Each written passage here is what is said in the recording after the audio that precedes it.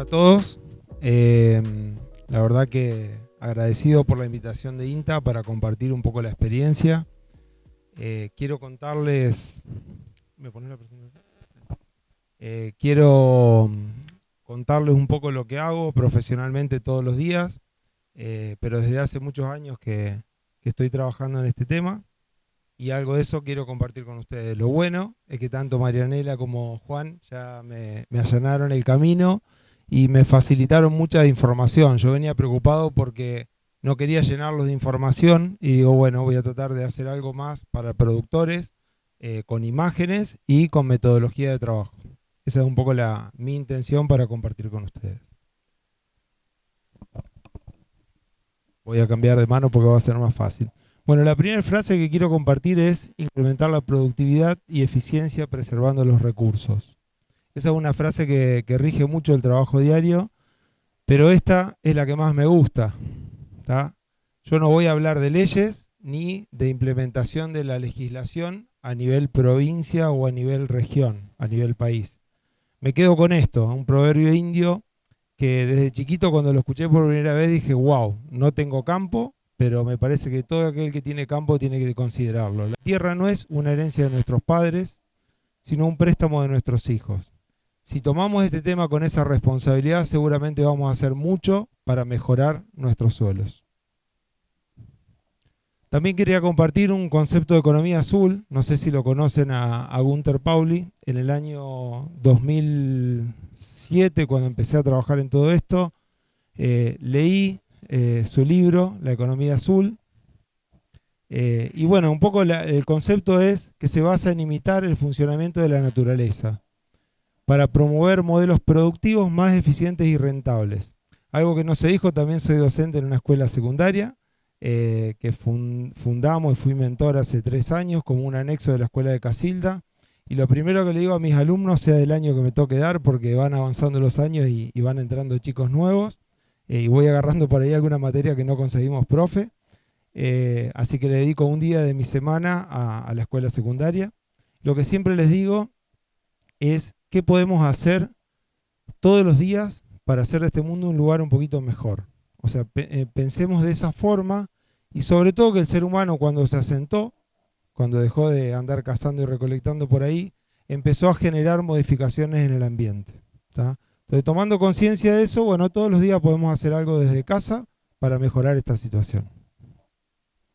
El tema es darle un valor y ponerlo justamente en un valor económico. Hay respuesta a la aplicación de desechos y bueno, los que por ahí tenemos algunos más años, no tengo muchos, pero de chiquito pastoreaba las vacas y veía la respuesta en las avenas, en los raíces y en algunas praderas sobre los bosteos del pastoreo anterior. Esto es muy común de ver en sistemas pastoriles. Entonces creo que no hay que seguir dudando de esto. O sea, siempre hay respuesta a la aplicación de los desechos pecuarios. Y acá viene algo, o sea, la idea es concientizar y después vamos a ir al caso práctico. Pero no sé si todos lo sabían, pero bueno, esto también me gusta contarlo mucho. ¿Cuáles son los suelos más productivos del planeta Tierra y dónde están ubicados? Si sabían o no, bueno, les pido disculpas, es aproximadamente el 7% de la superficie libre de glaciares del globo terráqueo tiene los suelos más productivos del planeta. Fíjense en dónde están ubicados y dónde estamos nosotros. También tomemos conciencia de dónde son las guerras, ¿no? Y de lo que se nos puede llegar a venir. Nuestros suelos, a nivel de Argentina, lo verde son los mejores suelos, los molisoles, prácticamente la pampa húmeda y región chaqueña. Ya yendo a la provincia de Santa Fe, el caso que les voy a comentar hoy, y es un caso donde ya estoy trabajando en la región hace más de 13 años, el grupo Chiavasa está en la rodilla de la provincia de Santa Fe, en suelos realmente muy productivos. Tenemos el privilegio de producir sobre los mejores suelos agrícolas del planeta Tierra. Esta es la distribución del campo. Aquí no sé si ubican Carlos Pellegrini, perdón, pero me tiembla un poquito la mano, va a ser difícil seguir el cursor, pero todos estos son campos propios y alquilados de la empresa. Acá no los distingo como tales. Y lo primero que me pasaron cuando empecé a trabajar con ellos es cuáles eran los propios y cuáles eran los alquilados. Le dije, si vamos a trabajar juntos, a mí no me interesa ese dato. porque la mayoría de los campos alquilados del Grupo Chabasa tienen más de 10 años de alquiler, salvo algún campito que se alquiló hace poco porque era de un vecino y salió de la actividad y entró a trabajar o le alquiló su campo a la empresa. Entonces le dije, lo que armemos, acá está Nico, un compañero de trabajo allá en el fondo, le digo, lo que armemos de trabajo en esta temática va a ser para todos los campos iguales. Esa fue una condición. Tenemos serie el Trébol 3, que es un índice de aptitud 65, ese es el peorcito de los suelos, son suelos clase 3. 1 y 2, la mayoría, lo que ven como verde oscuro y verde claro, son suelos con más de 73 de índice de aptitud. O sea, realmente son suelos muy buenos, somos privilegiados. ¿Cómo venimos con el compromiso de cuidar el suelo para nuestros hijos? Vuelvo un poquito a ese tema. En el simposio de fertilidad del 2019 pude ver un trabajo de Saint Rosas, que es el relevamiento y determinación de propiedades químicas de suelos de aptitud agrícola en la región pampeana. Estas imágenes realmente a mí me impactaron. No sé si ya las habían visto, si no las vieron, me parece que es importante para que tomemos conciencia. Todos los que estamos acá queremos hacer algo distinto para mejorar esta situación, porque por algo estamos acá. Vemos qué pasa con la materia orgánica. La materia orgánica es la estructura del suelo. O sea, si no tenemos materia orgánica en el suelo, no tenemos reservorio de nutrientes ni estructura en el suelo. Vemos cómo perdimos la materia orgánica de valores del 5% al 3%, inclusive en nuestra zona ya estamos por debajo del 2% en algunos lotes de agricultura permanente. El fósforo, bueno, con el fósforo pasa algo muy similar. En algunas regiones tuvimos la suerte de empezar a contar con suelos de 90 partes por millón, hoy esos suelos ya están por debajo de 20. ¿Tá? Y estamos hablando de 80, 100 años de agricultura intensiva. Con el calcio pasa algo muy similar. ¿Y qué nos llevamos con la leche y con la soja de los suelos? Gran parte del calcio que las raíces extraen del suelo. Para empezar a trabajar en esta temática, siempre pido los mapas de clima o me pongo a investigar qué pasa con el clima. Esta es una estación del Servicio Meteorológico Nacional que hay en el Trébol. Y digo, bueno, esta foto tiene que impactarnos porque hoy se habló mucho de qué pasa si llueve en el compost. ¿Cómo manejo esto? Bueno, tenemos que saber en qué meses llueve y en qué meses no llueve. Lamentablemente, en esta zona, en este periodo invernal, en la región donde estoy trabajando, habitualmente llueve. Estos últimos 2 años no llovió, tuvimos 4 meses de sequía, mucho para trabajar en este tema, pero lamentablemente poco para ver después en el campo en producción. Y este mapa me parece muy interesante porque nos muestra, si se fijan, la frecuencia de días con precipitaciones. O sea, son la cantidad de días que llueve en una zona. Ese mapa está disponible, tiene una serie realmente muy larga, del 61 al 90. Si bien no es actual, pero nos muestra mucha información. ¿Qué sacamos de ese mapa? Bueno, tenemos entre 80 y 90 días con lluvia en la región, un mínimo de 3 días posteriores sin piso. ¿Tá? 270 días de suelo sin condiciones de tránsito con carga. O sea, por 270 días no deberíamos transitar el lote. Por lo tanto, nos restan solamente 95 días para aplicar enmiendas, descompactar, sembrar, cosechar, picar y hacer todo lo que tengamos que hacer en ese lote. Por allá por el año 2013, quería traer este trabajo porque considero que para mí fue un ícono en mi vida profesional, pero bueno, acá hay ex compañeros de Taperitas que también participaron, Martín está por allá, participaron de este trabajo. En el año 2013 dijimos, bueno, ¿qué hacemos con todo este tema de la aplicación de las enmiendas? Ya trabajamos recuperando campos en un campo del norte de Santa Fe, zona de San Justo, que era un campo erosionado. Ya aplicábamos enmiendas sólidas para recuperar campos erosionados a través del material de un feedlot. Era un feedlot que ya tenía 40 años de antigüedad, estaba mal diseñado y generaba mucha acumulación en la parte baja del campo, porque es un campo quebrado. Entonces tuvimos que adecuarlo a la reglamentación de feedlot y el principal tema era cómo aprovechamos todo eso. Bueno, empezamos a trabajar con ese tema ya en el año 2007. Se lograron muy buenas recuperaciones de campo. En el año 2013 generamos este proyecto en Taperitas junto con la UNL, encabezado por la doctora Silvia Imhoff, y lo presentamos a un FONARSEC.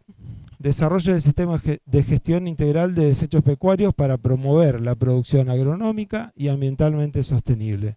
Tuve la suerte de poder ir a defenderlo a Buenos Aires ante un tribunal. Para ese momento era todo un desafío, porque estábamos hablando de algo raro. Se presentaban, la mayoría de los proyectos eran biodigestores, y cuando me preguntaron por qué no fueron por un biodigestor, y les aclaré, porque estamos tan lejos del biodigestor y hay que buscar herramientas que el productor tenga a mano para resolver y que pueda aplicar. Bueno, los procesos involucrados es mucho de lo que hablaron hoy. Ya esto era un poco el foco del proyecto. Y en el 2017 hicimos la primera difusión de los resultados. El proyecto, una de las novedades que trajo al país es que incorporó esta máquina. Yo la había visto trabajando ya en Francia, es un equipo de marca Pichón. Fue todo un tema incorporarlo. El equipo que va atrás de la máquina cuesta lo mismo que la máquina, ¿tá? Para que tomemos dimensión de las inversiones que hablamos. Pero realmente hoy todavía, Martín, la siguen usando en taperitas, y es un equipo que se usa para inyectar semilíquidos de cerdos y de tambos. Funciona muy bien. Comparto algunos de los resultados, y ahí no queríamos poner en ese momento con cuántos litros por hectárea o con cuántos kilos lográbamos estos niveles. Directamente fuimos a el aporte de nitrógeno que hacíamos. Acá está, bueno, la respuesta de los distintos cultivos. Nos llamó mucho la atención, en aquel momento aplicábamos todos los años distintas dosis y veíamos los rendimientos decrecientes, algo hablaban hoy. Esto es información del 2017, ¿no? Veíamos que a nivel de nitrógeno, cuando superábamos los 250 kilos de N aplicados, ya sea con el semilíquido sólido o líquido, veíamos ya respuesta de rendimiento decreciente en maíz. Estamos hablando de niveles de 120 a 160 quintales de maíz, ¿no? O sea, es una zona realmente muy buena para producción. Esto es sin nada de agregado de urea, ¿tá? Solamente con la aplicación de las enmiendas. Ese proyecto fue muy lindo, duró 3 años, compramos toda la maquinaria, y el mayor aporte social que dio el proyecto fue que con los fondos del proyecto se creó el laboratorio de desechos pecuarios de la Facultad de Esperanza. O sea, es un proyecto que dejó un laboratorio de desechos pecuarios que se inauguró en el año 2018. También como hito final hicimos una jornada a campo en octubre del 2018, y en paralelo arrancaban también las jornadas de acá de INTA Manfredi. Así que bueno, fue muy lindo y lo quería compartir con ustedes. Sistemas pecuarios intensivos. Bueno, estos son los modelos que más me gustan a mí, ¿no? De producción de leche. Yo considero que la vaca estabulada en cama de compost, que por ahí hay mucho acá, o sea, como sistema intensivo máximo, tiene un comportamiento animal muy similar a la naturaleza. Digamos, uno cuando ve los animales, los ve realmente relajados, disfrutando del bienestar animal. Con Nico trabajamos en el Departamento de Agricultura y Ambiente, y él se encarga de toda la parte hoy de bienestar animal. O sea, él es el responsable de que las vacas estén cómodas en el tambo, ya sea en el galpón o en el drylock. También aparecieron estos nuevos integrantes en la familia Chavasa, porque Chavasa empezó a ser el productor porcino integrado con Isowin, que es una empresa muy reconocida acá en... Y yo digo, ¿por qué no poner los pollos? Porque si hay algo que le falta a la zona donde estoy, ojalá empecemos a generar proyectos de pollos. ¿Por qué? Porque todo el maíz y el expeller de soja de la región nuestra se va a Entre Ríos y vuelve un camioncito muy chiquito con algún pollo para las pollerías de la zona. Entonces, ¿quién se queda con la riqueza de la agricultura? En este caso, en el mejor de los casos, queda en Argentina y se va a Entre Ríos o a otra región, y en el peor de los casos termina en China o en otra parte del mundo, ¿no? Buenísimo. Ya estuvimos hablando, por eso me animo a decirlo. Bueno, en definitiva, donde muchos ven problemas, realmente yo visualizo muchas oportunidades, como muchos de los que estamos acá. ¿Está por llover? Ah, bien. Enmiendas orgánicas para recuperar campos agrícolas. Esto que les contaba antes y que veíamos en el trabajo de Saint Rosa. Realmente hay una degradación de los campos agrícolas en la región pampeana. Una de las grandes oportunidades que tenemos a nivel de productores es si nos integramos de manera vertical, agregamos valor en origen, generamos empleo y a su vez recuperamos nuestros campos. En el 2022, ya con la escuela en marcha y con un cambio en mi vida profesional, bueno, dejé la gerencia en Taperitas con mucho cariño porque la verdad que es una empresa que me permitió crecer mucho en este tema e investigar, me dio las oportunidades de viajar a Alemania, Estados Unidos, Francia, Bélgica, Holanda, o sea, fui a ver siempre estos temas y ver qué podía traer para implementar en el campo. Y me tocó también la etapa de pasar de los tambos pastoriles a intensivos en suelos agrícolas. O sea que también tenía la doble responsabilidad de hacer rentable el tambo y a su vez cuidar el suelo para las generaciones futuras. En el 2022 fui a ofrecer mi servicio a Grupo Chavasa, me encontré con una familia que ya conocía porque éramos de campos vecinos, una familia muy innovadora, la verdad que me gusta mucho trabajar con ellos porque compartimos estos valores. Alguna descripción rápida de la familia Chavasa. Es una familia, una empresa familiar que ya tiene más de 100 años en producción lechera. Este año se celebraron los 100 años, que fue un hito importante para la empresa. Hoy tienen 1.500 vacas en ordeño con alto mérito genético, alta productividad individual, más de 40 litros de leche corregida por vaca. Gran adopción de tecnología, si algo que los caracteriza es que siempre hay algo nuevo, lo quieren en su campo. Tienen ordeñe con plataforma rotativa, que ya vamos por el recambio de la calecita porque ya quedó vieja y está bastante gastada y tiene mucho costo de mantenimiento. Collares de celo y rumia, tanto en vacas como en vaquillón, hay un monitoreo total de los animales en el campo. Y una gestión eficiente y rentable del tambo en zonas agrícolas. O sea, siguen creciendo y siguen apostando a la lechería a pesar de tener la competitividad de la agricultura. En las zonas se están pagando hasta 22 quintales de soja por el alquiler de la tierra. Tiene un sistema de estabulación libre desde el año 2013 que comparto y realmente me gusta mucho. Y la crianza robotizada y estabulada, que eso también fue un hito hace muy poquito tiempo.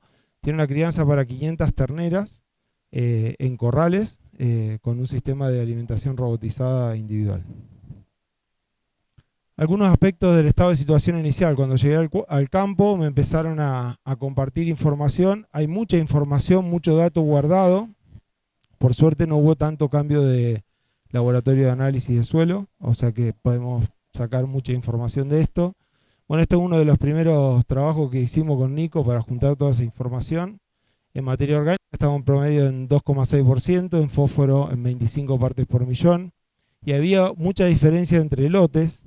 Bueno, este es uno de los últimos que se alquiló, el Indio, la Bendecida, o sea, son campos que realmente tenían muy bajo nivel de fósforo, fíjense en 14 partes por millón, y muy baja materia orgánica también, 2,2, o sea, coincidía donde estaba baja la materia orgánica, y los campos que están pegados al tambo, que esto quiero resaltar, realmente estaban muy bien, entonces ya estaba mostrando que usando los desechos del tambo podíamos llegar a mejorar significativamente la química de suelos. De esto no les voy a aburrir con mucho más información porque ya vimos bastante, pero quería impactar con este tema. ¿Cómo fue evolucionando el sistema de tambo? Al menos en mi zona, y acá entiendo que es parecido. De sistemas pastoriles empezaron a ser cada vez más eficientes en eficiencia de cosecha, los sistemas, y de pronto empezó a aparecer la picadora como un complemento, al punto, esta es una foto de Taperita, me tomé la licencia porque está muy linda, allá Martín sabía que se iba a reír. Pero bueno, es un cuadrito para mí, así que la comparto cada vez que puedo. El sistema de tambo evolucionó a tal punto que ya estamos en niveles máximos de cantidad de vacas por hectárea y de cantidad de producción por vaca a su vez por hectárea. Entonces cuando nos encontramos en esta situación, el desafío es doble, porque ya no nos alcanza el campo para poder aprovechar todas las enmiendas orgánicas. El impacto de los sistemas sobre el suelo, otra cosa que encontré ni bien arranqué, me fui con la pala, yo tengo mi pala en la camioneta siempre, porque me gusta mucho el suelo y participé de la cátedra con Silvia en la parte de manejo de suelos.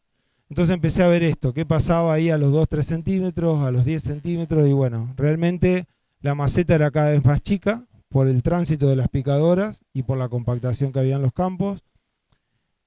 Estas son raíces de maleza, ¿no? No de alfalfa. Así que fíjense, si a la maleza le cuesta penetrar el suelo, los cultivos anuales ni nos imaginamos. Bueno, parte de la solución es compactar. Usamos muchos equipos, el contratista fue probando distintos equipos, fuimos alquilando hasta que en definitiva terminó comprando uno. Tuve varias discusiones de la distancia entre timones para poder usar un equipo que lo tengamos que usar cada 3, 4, 5 años. Y bueno, la propuesta de trabajo para el Grupo Chavasa fue algo que para mí resulta muy simple y de tan simple y básico de pronto es lo que menos se hace, que es empezar a trabajar por rotaciones. La enmienda no es un fertilizante, ya lo dijeron hoy. O sea, la mejor forma de abordar estos temas es pensar en rotaciones a largo plazo. Entonces, ¿qué rotaciones armamos? Y si yo estoy trayendo el silo de todos los campos verdes, sí o sí tengo que volver con orgánicos a los campos verdes. Y si el silo ya de algunos años lo traigo de los campos amarillos que se ven en la imagen, ni hablar de que tengo que volver. El promedio de los campos amarillos y los verdes más lejanos está a 6 kilómetros, que es parte de la información que le voy a mostrar al final en términos de costo. Los rojos directamente quedan afuera, salvo el año pasado que se picaron 2 campos que están a 20 kilómetros. El año pasado no teníamos maíz y hubo necesidad de picar todo sí o sí. Esta es la rotación, o sea, es el plan de siembra de este año, no es una rotación, pero para que vean, el campo hoy tiene 22% de praderas de alfalfa, puras, bajo corte y se toman los grados días para cortar, es lo que se mide. El maíz ocupa un 28%, habitualmente estaba en el 40% de la rotación, por el efecto de la chicharrita tuvimos que pasar algunos lotes a sorgo, que en esa zona era algo muy raro. Bueno, sorgo 12% y cultivos de invierno estamos en un 16%. La propuesta original fue tratar de estar en un 30% de cultivos de invierno. Esto nos da un índice de rotación 1.2. Me gustaría estar en 1.3. Si podemos meter más cultivos de invierno, tuvimos lotes parados 6 meses en el campo sin producción, sin cosechar energía del sol. Tampoco había mucha agua para hacerlo este año. Maximizamos la producción de forraje por hectárea, fomentamos el suelo vivo y productivo, cosechando agua y dióxido de carbono. Esa es la principal fuente. ¿Para qué? Para después producir leche. Generamos más ventanas para la aplicación de las enmiendas. Cuanto más cultivos tenemos en el campo, más periodos durante el año tenemos para poder aprovechar las enmiendas orgánicas. ¿Cómo planificamos las tareas? Bueno, nos quedan solo 95 días para todo lo que comenté antes. Y la verdad que se complica bastante la planificación cuando hay muchos cultivos, pero empiezan a aparecer estas oportunidades de trabajo en marzo-abril. Si es un año muy llovedor, se puede hacer menos. Pero donde no podemos no hacer nada es junio, julio, agosto. Junio, julio, agosto en la mayoría de la región pampeana son los mejores meses para trabajar en las enmiendas orgánicas. Y después tenemos una ventanita porque picamos temprano los cultivos de invierno, allá por diciembre, entre noviembre y diciembre, antes de la siembra de los cultivos de segunda. Esto es bien aplicado como trabajamos con el campo. Para cada tipo de desecho, hicimos una identificación de cuáles eran los desechos del sistema. Implementamos distintas tecnologías disponibles. Liga de corrales, que le llamamos a los corrales a cielo abierto, al dry lot. Compost de galpones, las famosas camas de compost, que es lo que caracteriza a Chavasa. Compost de alto valor agronómico, esto es un proyecto que ya lleva un año en ejecución, ahora después les voy a contar de qué se trata, pero es para desarrollar un compost enriquecido para poder llegar más lejos en términos convenientes desde el punto de vista económico. Semilíquidos, también trabajamos con semilíquidos del tambo y de la granja porcina, que se agregó ahora. Y después, bueno, todos los líquidos del tambo y la granja, esto está en un proyecto hoy de recupero de aguas y a su vez, que de eso no pude poner mucho para contarles, pero se los cuento rápido. El proyecto de recupero de aguas busca recuperar agua clara del efluente. En definitiva es aclarar el agua del efluente, bajarle la carga orgánica a través de microorganismos y poder usar esa agua nuevamente para el lavado de los callejones de las vacas. Es un digestor de barro activado o un sistema de lodos activos que le llaman, que nos permitiría recuperar agua. El agua de Napa en nuestra región es de muy mala calidad, no es apta para riego, es muy salina. Y para poder también reducir los pivots de riego y la inversión en equipos de riego. Estos son los equipos que estamos usando hoy. Esto no me gusta mucho la distribución, este tampoco, pero bueno, es el contratista que va al campo cuando lo necesitamos y es como arrancamos hoy en Grupo Chavasa. La precisión la teníamos con el equipo que les mostré antes de Pichón, que Martín tiene la posibilidad de usarlo todos los años. Establecer un nuevo sistema integral de producción lleva tiempo. Quiero que nos quedemos con esto. Como todo proceso vivo en la naturaleza, o sea, a la naturaleza le llevó millones de años construir determinadas cosas, nosotros las vamos a hacer en 6 meses. Hay que actuar y a su vez ser paciente, es lo que más me cuesta a mí, ser paciente, y las empresas innovadoras con las que trabajo, que son las que están dispuestas a pagar el asesoramiento, son bastante impacientes, porque están poniendo plata no solo en el asesor, sino que muchos recursos en todo esto. Hay que aprender a ser un poco paciente en estas cosas. La síntesis del uso agronómico, síntesis y recomendación. No saturemos los campos pegados al tambo, ni a la granja, ni a... No, porque vamos a tener que mover el principal volumen de biomasa, que es el agua. Cuando uno hace un análisis de masas, digamos, una especie de simulación de masa de movimiento dentro del predio de producción, se encuentra que el volumen más significativo siempre lo tenemos con el agua. Y el agua la podemos mover de manera eficiente hasta 2 kilómetros. Cuando pasamos los kilómetros es muy costoso mover agua para fertilizar o para regar un campo. La segunda franja, y esta es la donde, digamos, el sector de campo donde hoy estamos trabajando, ya los anteriores están bastante saturados, que son todos esos que estaban con valores muy altos. Son 1.300 hectáreas que utilizamos compost, más las enmiendas de corral, más los semilíquidos del tambo, de la laguna de sedimentación. Y en estas 204 hectáreas, que son los campos más alejados, usamos el compost de alto valor. Establecimos un sistema de monitoreo del suelo. Después de tantos años de trabajar con esto, me volví loco tratando de ajustar niveles de nutriente a aplicar en cada una de las enmiendas según los requerimientos del cultivo. Hay que pensar en ciclos un poquito más largos y generar shock y enmiendas sobre el suelo. Un shock obviamente que no genere fitotoxicidad, y sobre eso ya se dijo algo hoy, pero sí trabajar de manera agronómica y responsable sobre la enmienda y la rotación del campo. ¿Se escucha bien? Porque trato de levantar la voz por la lluvia, ¿no? Bien. Lo que definimos son 25 puntos de muestreo dentro de esas 1.600 o 1.554 hectáreas. Realmente los que ven este mapa dicen que bueno para el análisis de suelo. El tema es que al análisis de suelo le voy a pedir muy pocos valores. Estamos discutiendo con Silvia cuáles son los más representativos para monitorear la evolución de cada uno de estos ambientes. Así que si hay ideas, son bienvenidas. Con respecto a los sólidos, algunas imágenes de cómo manejamos. Hoy Marianela mostraba el compost inmaduro de los Fristol o del sistema de estabulación a cielo abierto. Realmente es muy complejo y lograr esto prácticamente no existe. Esto sale del dry lot seco cuando se manejan las camas dentro del corral. O sea, nosotros en los dry lot, ya Nico está trabajando con las camas de compostaje dentro del corral a cielo abierto, que son muy complejas de manejar. En nuestra zona que llueve más de 900 milímetros por año habitualmente. Entonces, bueno, si podemos sacar este material, perfecto. Hay que tener mucho cuidado con el viento. La realidad es que de los galpones de compost sacamos esto, que es un compost muy inmaduro. Si alguien logra otra cosa en el galpón de compost manejando de manera eficiente el compost, ayúdeme porque ya tiene la solución. Con esto tendríamos que hacer algo parecido a lo que hace Marianela en el feedlot, que es compostar en la cabecera del lote. El tema que tenemos hoy es que mover la máquina para compostar a 6 kilómetros donde está el destino del lote, realmente tenemos que hacer una logística importante y hoy la máquina está afectada a un proyecto, que ahora se los voy a contar. En definitiva, llevamos estos últimos 3 años ya aplicadas 727 hectáreas de enmiendas sólidas en el campo. Prácticamente la mitad del campo ya está abonado con enmiendas orgánicas. Es probable que el año que viene volvamos a retomar algunos de estos lotes.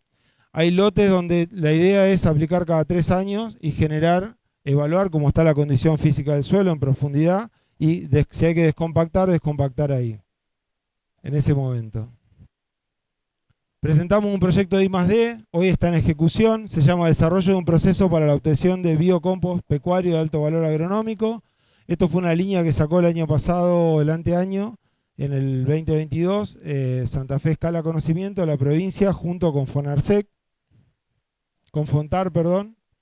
Y el proyecto lo armamos, yo actualmente dirijo el proyecto, lo armamos con Grupo Chavasa, el grupo del CONICET, del ICI Agro, liderado por Silvio Imhoff, y el grupo IDEA también de la Facultad de Ciencias Agrarias, de Esperanza. El proyecto básicamente es esto. Esta es una foto de nuestras terneras en la crianza robotizada, la ternera de Chavasa. Junta toda la cama con los purines de las terneras, que ya hoy es cama de paja, o sea que, empezamos con cama de paja y hoy estamos trabajando con cáscara de arroz. Así que hay otro competidor para los pollos, que es la crianza de galpones de los terneros. Realmente es muy caro. Cada vez que le tenemos que pedir a uno de los dueños que se encarga de las compras que compre cama, dice, bueno, no se puede tirar una crianza más. Y bueno, empieza la carga patogénica sobre esa cama. Así que actualmente la usamos para 3 crianzas, agregándole material nuevo con cada crianza nueva. Por ahí si alguno visitó el tambo de Chavasa, conocerá esto, pero es un galpón gigante para 500 terneras, ¿tá? Con robot de Lely que alimentan las terneras. Esta es la pantalla de separación de sólidos. Esta pantalla separa la fibra larga, que le llamamos, que es por encima de 1 milímetro, 1,2. Nos llevó mucho tiempo ajustar el funcionamiento de la pantalla, de hecho cada tanto renegamos de vuelta. Y tiene que ver con que uno dice, bueno, para que funcione mejor le pongo menos agua. No, es totalmente al revés. Funciona muy bien cuando tiene una alta tasa de pasaje de líquido. ¿Tá? Eso los paso como un dato para que no renieguen como renegamos con Nico 1 año y medio para que funcione. Bueno, hoy con ese residuo estamos también generando una fórmula y acá tenemos una técnica que estamos incorporando en el proyecto, que es el semilíquido de las lagunas del tambo. Lo estamos usando para humedecer las pilas cuando hay que humedecer con esa opción. La máquina, si bien es de otro color, es de la misma empresa que mostraba hoy Marianela. Es una máquina que se compró con el proyecto. Después el resto del equipamiento es del campo. Y lo que queremos, porque empezábamos a discutir con Silvio Imhoff, que lidera la parte científica de esto, junto conmigo, empezábamos a discutir qué hacíamos, por qué no le poníamos otro material estructurante. Bueno, terminamos agregándole rollo de rastrojo, porque en los campos esos que estaban en rojo en la foto, los más alejados, ya tenemos problemas para sembrar. Como es tan alta la rotación con gramíneas, tenemos serios inconvenientes para poder cortar los rastrojos y sobre todo problemas de germinación en soja, cuando le toca soja en rotación. Entonces estamos trayendo algo de ese material para generar este compost de alto valor. Ya va por la primera instancia, o sea, generamos 3 recetas con todas las repeticiones que requiere el método. Nico participa también de las mediciones. Y bueno, es una muy linda experiencia con muy buenos resultados. Vamos a terminar haciendo un manual de cómo compostar y cómo arrancar el proceso de compostaje. Ese es un poco para compartir la idea es generar el biocompost de alto valor agronómico, nos va a permitir capturar nitrógeno y azufre, reducir gases de efecto invernadero. Fue el hito que abordó este proyecto, porque gran parte del nitrógeno que se pierde de todo lo que aplicamos a campo es óxido de nitroso, que es el principal gas de efecto invernadero, es uno de los más complejos y uno de los más difíciles de mitigar, y nosotros estamos perdiendo todo el nitrógeno que necesitamos para fertilizar los campos. Entonces, gracias a ese proceso, la idea es reducirlo. Y poder llevarlo a los campos agrícolas distantes de la granja, aplicando una menor dosis por hectárea. Bueno, no sé si vengo rápido o no, pero creo que esta es una de las últimas placas. Quería compartir lo que fue la experiencia de este año. Tengo mucha información, pero me pidieron que hable solamente de sólidos. Esto es dato nuestro, ¿no? Real de campo. Pagamos un servicio, el servicio de aplicación de esas 303 hectáreas, que significó la aplicación de 10.600 toneladas este año. Estamos hablando de volúmenes importantes. Yo sé que acá hay gente que maneja volúmenes superiores a estos. Pero bueno, el dato para resaltar de esto es que la aplicación promedio se hizo a 6 kilómetros de distancia de los galpones. O sea que estamos teniendo este costo por hectárea, que en promedio está en $277. Fíjense en que la dosis en un solo lote superó las 40 toneladas. Cuando empezamos a discutir la dosis, le digo, a mí no me preocupa tanto la dosis, pero sí la uniformidad de la aplicación. Porque si hay algo que hacemos en estos campos agrícolas tan buenos, es generar ambientes distintos. Porque es muy difícil lograr uniformidad de aplicación, sobre todo con materiales que no están trabajados y homogenizados. Entonces le digo, traten de lograr la mejor uniformidad de aplicación y después vemos de no pasar de 40.000 kilos, que sabemos que es un valor que ya empieza a generar algún ruido. Eh, ¿Cómo los convenzo a los chavales? Son empresarios. O sea, en toda mi vida me dediqué a convencer directores para hacer determinadas cosas. Esto, lo que pasó este año es que la urea realmente estaba muy barata. Entonces, es muy difícil a un agricultor. Lo primero que yo recomiendo es pregunten con qué fertilizan y cuánto. Si fertilizan con azufre, nitrógeno, fósforo, tienen gran parte de la batalla ganada porque saben el costo de reponer los nutrientes que se están llevando los cultivos. Si no lo hacen, hay que remarla. Bueno, la forma de remarla es pensando en urea, y la verdad que tenemos muy buenas respuestas al primer año ya con este tipo de aplicaciones. El primer año nosotros, saliendo de la enmienda orgánica, hacemos cultivo de maíz, maíz de primera temprano. Este año no se pudo, y siempre tratamos de que la lluvia nos permita incorporar por ahí voy a explicar cómo. Lo que sí o sí estamos obligados a descompactar. Generalmente salimos de praderas de alfalfa, o sea que el suelo está cargado de nitrógeno, disponible para el cultivo siguiente. Hacemos la aplicación de la enmienda orgánica, sea semilíquido, sólido, o por ahí algún lote que viene de alguna soja. Depende de cómo caiga en la rotación. Piensen que reordenar una rotación lleva su tiempo. Estamos en esa etapa final de la reorganización de la rotación. Generamos la descompactación con el sentido de lograr la infiltración de esa materia orgánica y de todo lo que ponemos arriba en profundidad en el suelo. Todo lo que entre es plata ganada, y es aprovechar este recurso valioso que es el dinero para producir ya el primer año. Entonces, al descompactar y tener las primeras lluvias, logramos esa incorporación. Cuando no se dieron las lluvias de este año, dije no perdamos más tiempo, vamos con un disco liviano y una rastra.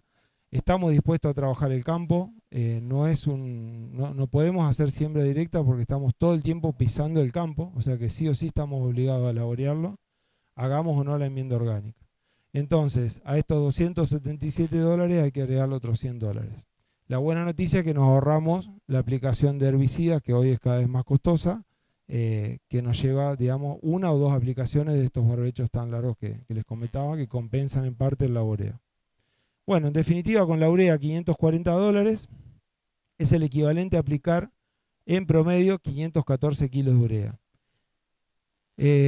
Los profesionales que estaban antes, que lleguemos con toda esta forma de trabajar en los campos más alejados, para lograr esos 120, 140 quintales de maíz, estaban usando cerca de 400 kilos de urea.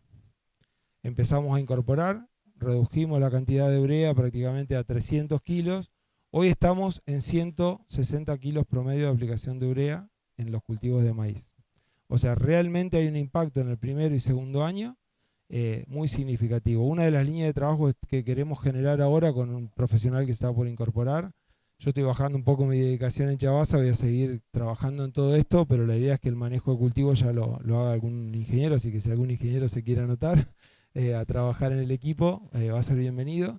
La idea es empezar a regular la aplicación del nitrógeno con sistemas de SPAT y franjas de suficiencia o vuelos de drones. Tenemos que entrar en todo ese mundo porque desde que aplicamos la enmienda, llueve y hacemos la descompactada del suelo, nos falta tiempo para empezar a ver qué necesidad final va a tener el cultivo. Entonces tenemos que analizar la respuesta del cultivo y ir actuando en consecuencia. Hoy tenemos mucha tecnología disponible para fertilizar y corregir nitrógeno en los lotes, ¿no? Pero bueno, hay que poder usarla. Así que bueno, esto como un comentario de números, de cómo llevamos esto a la práctica en términos de números. Las consideraciones finales, bueno, algo de esto dije ya, pero la inversión por hectárea se repaga aún en años donde la urea tiene bajo precio, que fue el año pasado, ya que el maíz de primera y avena del año siguiente que sigue en rotación, avena o cebada, prácticamente no requiere fertilizante para lograr los objetivos de rendimiento que tenemos. No contabilizamos acá el aporte de fósforo, azufre y numerosos micronutrientes, que si le pondríamos número, ni hablar de que pasa muy bien la línea de aprobación. Y ajustamos el nitrógeno al segundo año sobre el maíz de segunda y o sorgo. Después la idea es pasar el tercer año a una soja y después de la soja va otro maíz. O sea que al tercer maíz prácticamente sí o sí hay que fertilizar, pero tenemos algún plus que nos deja la soja sin consumir. Entonces, por eso digo, hay que ponerle mucho ingenio a la rotación. Podemos pensar en maní, en el cultivo que quieran, pero bueno, es un trabajo agronómico por suerte y ahí estamos para hacer ese trabajo. Realizamos estas enmiendas sólidas a 6 kilómetros de distancia, eso ya lo dije 3 veces. Se requieren sistemas de financiación similares a la compra de fertilizantes químicos para el pago del servicio. La realidad es que en la agricultura, cada vez que uno quiere comprar urea, tiene muchísimas opciones de financiar la compra de urea a cosecha, con tarjeta, con agronación, y cuando decís, che, pero yo tengo que hacer la enmienda orgánica, no, ponela toda junta. Y dígame quién tiene un tambo o un feedlot que tiene un flujo importante, pero de pronto hay que sacar un aporte muy fuerte ese mes para pagar el servicio. Las empresas que hacen los servicios financian, pero ahí donde insto, sobre todo si hay alguien que tiene alcance en la parte financiera o bancaria o política acá en la sala, que empiecen a pensar en herramientas para ayudar al productor que agrega valor para que pueda financiar este tipo de tareas a campo. Bueno, agradecimiento a Juan Luis Monge, no lo mencioné antes, Juancito iba a dar esta charla, no podía estar hoy, dice, bueno, la verdad que estaría bueno que venga Gustavo a contarle cómo es un caso real. A todo el equipo de organización, la verdad que impecable, por ahí en cabeza de Marcos, que fue la persona con la que me contacté, a Grupo Chiabaza, a las Taperitas y a la doctora Silvia Emoff, porque la verdad que hace muchos años que trabajo con ella, consultamos y generamos buenos aportes.